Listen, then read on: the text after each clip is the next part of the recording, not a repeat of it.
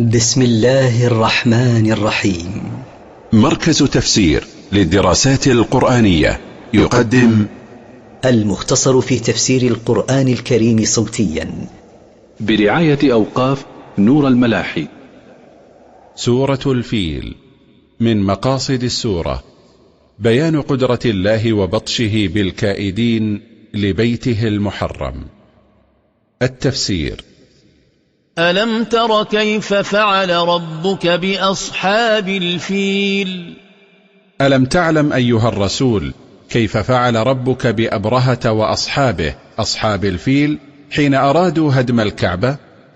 ألم يجعل كيدهم في تضليل؟